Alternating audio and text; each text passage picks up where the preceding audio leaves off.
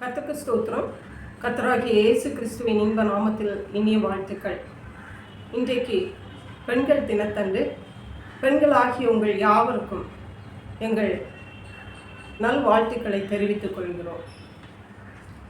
பாவ சஞ்சலத்தை நீக்க பிராண நண்பர் தானுண்டே, பாவ பாரம் தீர்ந்து போக மீட்பர் பாதம் தஞ்சமே, சால துக்க துன்பத்தாலே நெஞ்சம் நொந்து சோருங்கா, துன்பம் இன்பமாக மாறும் ஊக்கமான ஜெபத்தா, துன்பம் இன்பமாக மாறும் ஊக்கமான ஜெபத்தா. இந்த பெண்களின் நிகழ்ச்சியில் விசேஷமாக இந்த பெண்கள் தினத்தன்று நம்முடைய தியானத்துக்காக ஜெபித்த பொழுது தேவன் தந்த வசனம் 1 பேதுருவின் நிருபம் 5ஆம் அதிகாரம் 7ஆம் வசனம். அவர் உங்களை விசாரிக்கிறவர் ஆனபடியா உங்கள் கவலைகளை எல்லாம் அவர் மேல் வைத்து விடுங்கள். பெண்கள் மிகவும் முக்கியமானவர்கள். கர்த்தராகிய இயேசு கிறிஸ்து தான் பெண்களாகிய நம்மையும் படைத்தார். இந்த பெண்கள் தினத்தன்று கவலைகள் என்று கர்த்தர் நம்மோடு பேச விரும்புகிறார். சந்தோஷமான நாள். ஆனால் பெண்களாகிய நாம் பல்வேறு முக்கியமான பொறுப்புகளிலே நம்முடைய குடும்பங்களிலும் வெளிகளிலும் நம் எல்லா சபைகளிலும் நாம் அப்படியாக தேவன் நம்மை வைத்திருப்பதனால் பல்வேறு கவலைகள் பாரங்கள் நம்மை நெருக்குவதுண்டு. அது யாரானாலும் எந்த பெண்மணியானாலும் அது அவர்களுக்கு இருக்கும். அதிலிருந்து நாம் எப்படி விடுதலை பெறுவது, அதை எப்படி நாம் அதை சமாளிப்பது என்பதை இன்றைக்கு தேவன் நம்மோடு பேச விரும்புகிறார். அவர் உங்களை விசாரிக்கிறவர் ஆனபடியால் முதலாவதாக தேவன் சொல்ல விரும்புவது அவர் நம்மை விசாரிக்கிறவர். ஒருவேளை நாம் நினைக்கலாம், நம்மை இந்த உலகத்திலே விசாரிக்கிறதற்கு ஒருவருமே இல்லை, பெண்களாக பிறந்து விட்டோம், பாரங்களை எல்லாம் சுமந்து கொண்டிருக்கிறோம், இதுதான் நம்முடைய வாழ்க்கையா என்று கூட நீங்கள் அங்கலாய்த்து கொண்டிருக்கலாம். ஆனால் தேவனுடைய பிள்ளைகளாகிய நாம் ஒவ்வொருவரும் தெரிந்து கொள்ள வேண்டியது என்னவென்றால், நம்மை விசாரிக்கிறவர் ஒருவர் உண்டு. அல்லேலூயா. நம்மை படைத்த கர்த்தராகிய இயேசு கிறிஸ்து தான் நம்மை விசாரிக்கிறவர். அல்லேலூயா.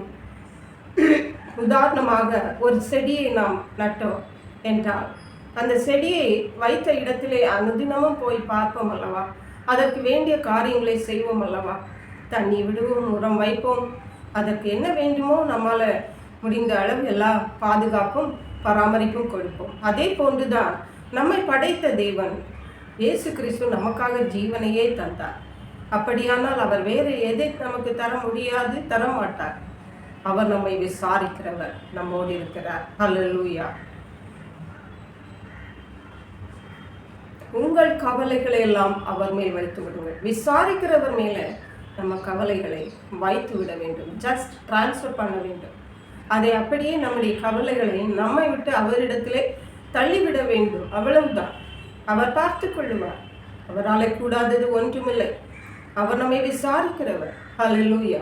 இன்றைக்கு ஒருவேளை நீங்கள் நினைக்கலாம், நான் நம்பி இருந்த நபர்கள் என்னை விசாரிக்கவில்லை, நாம் எதிர்பார்த்த நபர்கள் என்னை ஏனென்றும் கேட்கவில்லை என்று. கவலைப்படாதிருங்கள். உங்களை விசாரிக்க வானத்தின் பூமியை படைத்த கர்த்தராகிய இயேசு கிறிஸ்து உங்களோடு இருக்கிறார். அவர் உங்களை அனுதினமும் விசாரித்து கொண்டே இருக்கிறார். உங்களுக்கு தெரிந்தும் தெரியாமல் அவர் உங்களை விசாரிக்கிறவராக இருக்கிறார். ஆகவே உங்கள் கவலைகளை அவர் மேல் வைத்து விடுங்கள். சங்கீதங்களின் புஸ்தகம் 55ஆம் சங்கீதம் 22ஆம் வசனத்திலே சொல்லப்பட்டிருக்கிறது, கர்த்தர் மேல் உன் பாரத்தை வைத்து விடு, அவர் உன்னை ஆதரிப்பார். நீதிமானை ஒருபோதும் தள்ளாட விட மாட்டார். அல்லேலூயா. நீதிமானை ஒருபோதும் தள்ளாட விட்டார். கர்த்தராகிய இயேசு கிறிஸ்துவின் இரத்தத்தாலே கழுவப்பட்ட பிள்ளைகள் நாம் ஒவ்வொருவரும் நீதிமான்களாக இருக்கிறோம். நாம் கர்த்தர் மேல் நம்முடைய பாரத்தை வைத்து விட வேண்டியதுதான். நாம் பாரத்தை தூக்கி கொண்டு செல்ல தேவையில்லை. நாம் அதனால் வருத்தப்பட தேவையில்லை. அவரே பார்த்து கொள்ளுவார். அவரிடத்துல கொடுத்து விடுங்கள், அவ்வளவுதான். அவர் நம்மை தள்ளாட விட மாட்டார். ஹல்லேலூயா.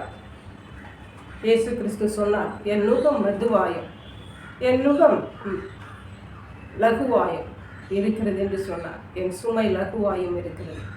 ஹல்லேலூயா. என் நுகம் மெதுவாயும் என் சுமை லகுவாயும் இருக்கிறது என்று சொன்னார். அருமையான கர்த்தருடைய பிள்ளைகளே, தேவனிடத்திலே ஒரு நுகம் இருக்கிறது. நாம் நினைக்கலாம் நம்முடைய பாரத்தை அவர் மேல் வைத்து விட சொல்லுகிறார். இயேசு சொன்னார், வருத்தப்பட்டு பாரம் சுமக்கிறவர்களே எல்லாரும் என்னிடத்தில் வாருங்கள் என்று சொன்னார். அவருடைய சுமை, அவருடைய நுகம் மெதுவாகவும் லகுவாகவும் காணப்படுகிறது. நாம் நம்முடைய பாரத்தை அவர் மேல் வைத்து விட சொல்லுகிறார். அவரிடமும் ஒரு நுகம் இருக்கிறது என்று சொல்லுகிறார். அவரிடத்துல ஒரு சுமை இருக்கிறது என்று சொல்லுகிறார்.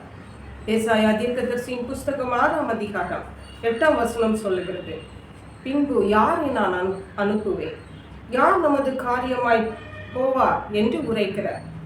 ஆண்டவருடைய சத்தத்தை கேட்டேன், அதற்கு நான் இதோ அடியேன் இருக்கிறேன், என்னை அனுப்பும் என்றேன். ஹல்லேலூயா. இயேசு கிறிஸ்துவிடத்தில் உள்ள சுமை லகுவாக இருக்கிறது. அது என்ன சுமை என்றால், யாரை நான் அனுப்புவேன்? இயேசு கிறிஸ்துவினுடைய சுவிசேஷத்தை சொல்ல, அவருடைய அன்பை சொல்ல, அவருடைய வல்லமையை சொல்ல, ஜனங்களை ரட்சிப்புக்கு எதுவாக நடத்த, ஜனங்களை இயேசு கிறிஸ்துவினுடைய ராஜ்யத்திற்கு உட்படுத்த யாரை அனுப்புவேன் என்ற அங்கலாய்ப்பு. யார் நமது காரியமாய் போவார் என்று உரைக்கிற ஆண்டவருடைய சத்தத்தை கேட்டேன். அப்பொழுது இதோ நான் இருக்கிறேன், அடியேன் இருக்கிறேன், என்னை அனுப்பும். இன்றைக்கு அருமையான பெண்களாகிய நாம் ஒவ்வொருவரும் பல்வேறு சுமைகள் நமக்கு இருந்தாலும் அந்த சுமைகளை எல்லாம் அவரிடத்திலே கொடுத்து விடுங்கள். ஜஸ்ட் அவரிடத்தில் இருக்கிற அந்த சுமையை மட்டும் நாம் எடுத்துக்கொள்ளுவோம். அதில் லகுவாகவே இருக்கிறது. அவருக்கென்று நாம் ஊழியம் செய்வோம். நம்மால் முடிந்த அளவு மற்றவருக்காக ஜெபிக்கலாம். வீட்டிலே தான் இருக்க முடியும் என்றால் நாம் வீட்டிலிருந்து கூட அவர்களுக்காக தினம் ஜெபிக்கலாம். ஒரு நேரம் எடுத்து மற்றவர்களுக்காக ஜெபிக்கலாம். நாம் தருணங்கள் கிடைக்கும் போது நம்ம தேவனுடைய வார்த்தைகளை மற்றவர்களுக்கு சொல்லலாம். நம்முடைய வாழ்க்கை மூலமாக பேசலாம். நாம் தேவனுக்கு பிரியமாய் வாழ்ந்து காட்டுவதன் மூலமாக மற்றவர்கள் தேவனிடத்தில் வருவதற்கு அது ஏதுவாக அமைகிறது. ஹல்லேலூயா. ஆகவே கர்த்தருடைய சுமையை நாம் சுமக்கிறவர்களாக காணப்படுவோம். மத்தேயு 5ஆம் அதிகாரத்தில் 6ஆம் அதிகாரத்தில் நாம் வாசிக்கும் பொழுது இவ்விதமாக சொல்லுகிறது. 27ஆம் வசனம், கவலைப்படுகிறதுனாலே உங்களில் எவன் தன் சரீர அளவோடு ஒரு முழத்தை கூட்டுவான்? நம்முடைய பாரங்களை வைத்து வைத்து நாம் கவலைப்பட்டு கொண்டே இருப்போமானா நம்முடைய சரீரம் பலகீனப்பட்டு தான் போகுமே ஒழிய அதனால எந்த பயனும் இருக்காது. பயனில்லாத காரியங்களை, கவலையை நாம் நம்மை விட்டு ஒதுக்கி கட்டடத்தில் வைத்துக்கொள்ளும். முதலாவது தேவனுடைய ராஜ்யத்தையும் அவருடைய நீதியையும் தேடுங்கள், அப்பொழுது இவைகளெல்லாம் உங்களுக்கு கூட கொடுக்கப்படுகிற காரியங்களுக்காக நாம் கவலைப்பட்டு கொண்டிருக்கிறோம். அருமையான கர்த்தருடைய பிள்ளைகளை, தேவனையும் அவருடைய ராஜ்யத்துக்கு அடுத்த காரியங்களை, அவருக்கு அடுத்த காரியங்களை நாம் தேடுவோம். கர்த்தருக்கு பிரியமாய் வாழுவோம். தேவனை நம்முடைய வாழ்விலை எப்பொழுதும் வைத்திருப்போம். அவர் நம்மோடு எப்போதும் இருக்கட்டும். ஹல்லேலூயா. மட்டுமல்ல, எபிரேயர் எழுதின நிருபம் 12ஆம் அதிகாரம் 1ஆம் வசனம் சொல்லுகிறது, அதன் நடுப்பகுதி சொல்லுகிறது, பாரமான யாவற்றையும் நம்மை சுற்றி நெருங்கி நிற்கிற பாவத்தையும் தள்ளிவிட்டு நமக்கு நியமித்திருக்கிற ஓட்டத்தில் இயேசு கிறிஸ்துவை நோக்கி பொறுமையோட ஓடக்கடவும் என்று சொல்கிறது. பாரத்தை தள்ளிவிடணும், பாவத்தையும் தள்ளிவிடணும். அப்போதுதான் கிறிஸ்தவ வாழ்க்கை ஜெயமாக ஓட முடியும். இயேசு கிறிஸ்துவை நோக்கி ஓட முடியும்.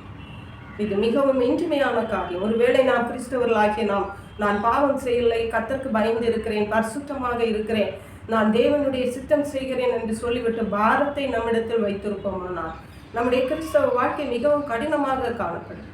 அந்த பாரத்தை கர்த்தரிடத்தில் தள்ளி விடுவோம், ஒதுக்கி வைத்து விடுவோம், அவரிடத்தில் கொடுத்து விடுவோம். எந்த பாரமானாலும் சரி,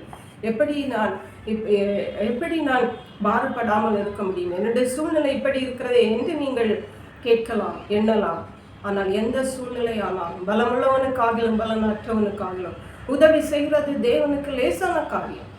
அவரால் கூடாத காரியம் ஒன்றுமே இல்லை. உலகத்தை அதிலுள்ள யாவையும் அவர்தான் படைத்தார். நம்முடைய காரியம் அவருக்கு ஒன்றுமல்ல. ஆகவே கவலைப்படாதுங்கள், கர்த்தர் மேல் உங்கள் பாரத்தை வைத்து விடுங்கள். கர்த்தர் உங்களை விசாரிக்கிறவராக இருக்கிறார். அவர் எல்லாவற்றையும் உங்களுக்காக செய்து கொடுப்பார். கர்த்தர் தாமே இந்த வார்த்தைகளை ஆசீர்வதிப்பாராக. ஜெபிப்போம். எங்களை கிருபையா நேசித்து பாதுகாத்து வழி நடத்துகிற எங்கள் அன்பின் தகப்பனே, ஆசீர்வதிக்கப்பட்ட இந்த நல்ல நாளுக்காக நன்றி. இந்த பெண்களின் நிகழ்ச்சிக்காக நன்றி. இந்த வேளையிலும் நீர் எங்களை விசாரிக்கிறவரானபடியா உங்கள் கவலைகளை அவர் மேல் வைத்து விடுங்கள் என்று சொன்னது போல நாங்கள் இந்த சத்தத்தை கேட்கிறவங்களுடைய பிள்ளைகள் யாரா இருந்தாலும், எப்பேற்பட்ட சூழ்நிலையில் இருந்தாலும், எப்பேற்பட்ட கவலைகளில் இருந்தாலும், அவருடைய கவலைகளை எல்லாம் கர்த்தர் மேல் வைத்து விட்டு தங்களை விசாரிக்கிற இயேசு கிறிஸ்து அவர்களோடு இருக்கிறார் என்பதை அறிந்து கொண்டு திடமனதாக தைரியத்தோடு முன்னாக கர்த்தருக்காக கடந்து செல்ல கர்த்தருடைய ஆவியானவர் கிருபை செய்தல வேண்டுமாறு இயேசு கிறிஸ்துவின் நாமத்தினாலே கேட்கிறேன். நன்றி பரிசுத்த ஆவியானவர். அப்படியே நீர் செய்கிறபடியால் நன்றி. மீட்பர் இரட்சகமாகி இயேசு கிறிஸ்துவின் இன்ப நாமத்தில் ஜெபிக்கிறோம் எங்கள் அன்புள்ள பரமபிதாவே. ஆமென். God bless you.